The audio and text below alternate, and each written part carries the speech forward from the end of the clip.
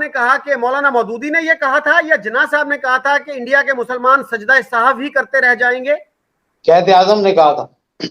अच्छा सर, तो फिर उनको क्या जरूरत थी कि उनसे सजदा साहब करवाते रहते सारी सारी जिंदगी, हमेशा हमेशा के लिए? जब आप ये कहते हैं कि हम तो इतने डिफरेंट हैं, हमारा गुजारा नहीं है, हमारे हीरोज जो हैं, एक का हीरो दूसरे का दुश्मन है, तो फिर उनको वहां छोड़ क्यों आए वो बेयारो मददगार? 3.5 करोड़ थे वो उस वक्त। आज का जो पाकिस्तान है उस वक्त इसकी आबादी भी 3.5 करोड़ से कम थी। जब आप एक नारा लगाते हैं कि हम इतने डिफरेंट हैं, हमारा गुजारा नहीं है, हम आपके साथ रह नहीं सकते, और साथ ही उन्होंने ये भी कह दिया माउंटबेटन को मई 47 में कि हमें पूरा पंजाब चाहिए, हमें पूरा बंगाल चाहिए, और एक पंजाबी जो है वो पहले पंजाबी होता है, उसके बाद हिंदू या मुसलमान होता है, इसी तरह एक बंगाली पहले बंगाली होता है, फिर हिंदू या मुसलमान होता है। यानी वो चाहते थे कि पंजाब और बंगाल के हिंदू हमारे साथ रहें और ये दोनों सूबे डिवाइड ना हो। यानी एक तरफ वो जो 3.5 करोड़ इंडिया में मुसलमान हैं, उनकी माइग्रेशन का भी कोई बंदोबस्त नहीं कर रहे। ठीक है, नारे उनसे लगवा लिए कि लेके रहेंगे पाकिस्तान, बट के रहेगा हिंदुस्तान। और सर, पाकिस्तान के बानियों में से एक थे चौधरी खलीकुज़्ज़मान, उनकी किताब है पाथवे टू पाकिस्तान और उर्दू में शाहराह पाकिस्तान। उसमें उसको प्लीज देखिएगा, उसमें उन्होंने लिखा है कि जिन्ना साहब जब आखिरी दफा दिल्ली से कराची आ रहे थे तो उन्होंने कहा कि जो करीब करीब के मुस्लिम लीगी हैं उनको बुलाओ, उनसे मैं फेयरवेल मीटिंग करना चाहता हूं। और उस मीटिंग में एक साहब थे रिजवानुल्लाह, गालबन यूपी मुस्लिम लीग के सेक्रेटरी जनरल थे। उन्होंने ऐसे टेढ़े सवाल करना शुरू कर दिए कि अब हमारा क्या बनेगा, हम तो सबसे आगे थे, पंजाबियों से ज्यादा इंथुजियाज्म जो था वो यूपी के मुसलमानों में था, दिल्ली के मुसलमानों में था पाकिस्तान के लिए, तो अब हमारा क्या बनेगा? तो उस पे वो कहते हैं कि मैंने जिन्ना साहब को कभी इतना परेशान नहीं देखा और जितना उस वक्त देखा। मैंने कहा उसको छोड़ो यार, कोई और बात करो।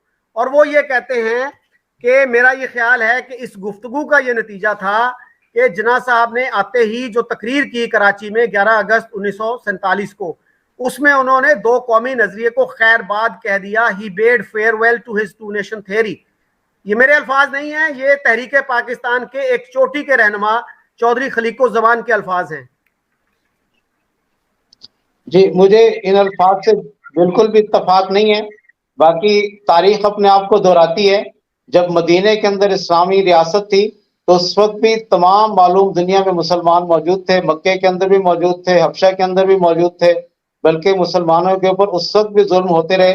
मुझे अच्छी तरह याद है कि एक कबीले के लोग आप सल्लल्लाहु अलैहि वसल्लम के पास तशरीफ लाए कि हमें रहनुमाई के लिए कुछ सहाबा कराम फराम किए जाएं, और 70 असहाबे सुफा आप सल्लल्लाहु अलैहि वसल्लम ने उनके साथ रवाना किए, और उन्होंने चुन चुन कर एक एक को कत्ल कर दिया। उनमें से एक किसी तरह बच गया साहबी, और उसने वापस आकर सारी दास्तान सुनाई। तो आप सल्लल्लाहु अलैहि वसल्लम ने एक महीने तक फजर की नमाज में कनूत नाज़िला पढ़ी और उन लोगों के लिए बद्दुआ की जिन्होंने साहब सुफा को कत्ल किया था। और जिस तरह आप कह रहे हैं कि कायद आज़म उस मौके पर बहुत परेशान थे, मैं इसी को यानी कहूंगा कि आप सल्लल्लाहु अलैहि वसल्लम को भी उससे पहले और उसके बाद कभी इतना परेशान नहीं देखा गया था कि असहाब सुबह के कत्ल पर वो जितने परेशान थे। जहां तक वहां रह जाने वाले मुसलमानों का ताल्लुक है कि वो यहाँ क्यों नहीं आए, वो अगरचे अपनी मर्जी से नहीं आए, लेकिन आप मेरे से इख्तलाफ कर सकते हैं। मैं बड़ी गहराई से देख रहा हूँ और बड़ी संजीदगी से देख रहा हूँ कि ना सिर्फ ये कि ये सारा का सारा हिंदुस्तान एक दफा फिर पाकिस्तान बनेगा, बल्कि हिंदुस्तान के अंदर मजीद पाकिस्तान बनने की तहरीकें जन्म लेंगी, और बहुत जल्द ये काम होने वाला है इंशाअल्लाह ताला। तो सर, वहां पे कौन है इस वक्त जो ये तहरीक चला रहे हैं या चला सकते हैं? क्या जमात इस्लामी हिंद इसकी क़यादत करेगी? तो जमात इस्लामी हिंद के तो सर एक ऐसे भी कायद थे जो अमीर रहे वहां के, जिनका ताल्लुक अटक से था, लेकिन वो पार्टीशन के वक्त नहीं पाकिस्तान आए, वो वहीं रहे। अभी हाल ही में उनकी डेथ हुई है। और सर ये बताइएगा कि मौलाना शकील सर को सुनिए तो आपको इतिहास के ऐसे ऐसे पन्नों को खोलते हुए मिलेंगे ये, जो कि आप सोच भी नहीं सकते कि ऐसा हो सकता है। और जब वो ऐसे पन्ने खोलते हैं तो आंखें खुली की खुली रह जाती हैं। शकील सर को दिल से धन्यवाद, क्योंकि इन्होंने हम ऐसे लोग जो कि इतिहास में इंटरेस्ट रखते हैं उनके लिए ये एकदम जादू की पुड़ियाँ हैं। और जब भी इनको सुनते हैं तो लगता है जैसे कि कोई एक नया खुल जा सिमसिम जैसा कुछ होने वाला है और एक नया राज बाहर आने वाला है।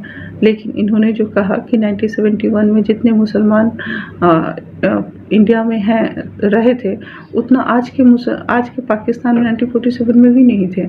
तो ये मेरे लिए बिल्कुल नई बात थी।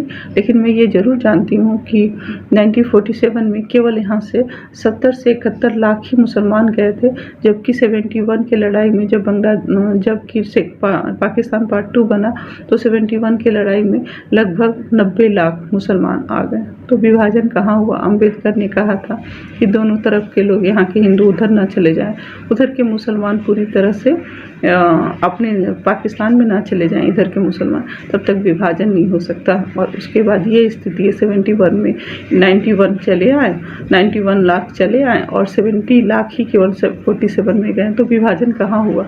विभाजन मात्र एक धोखा दिखता है। मैं शायद गलत हूँ, शायद उनके साथ धोखा है जो कि यहाँ पर हिंदवी साम्राज्य बनाना चाहते हैं।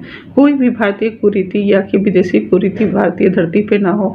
उन्होंने अपने देश को सेकुलर बनाया था, किसी गैर हिंदू के लिए नहीं बल्कि अपने लोगों के लिए, जहाँ ऊंच नीच ना हो, केवल गरीबी के आधार पर सुविधा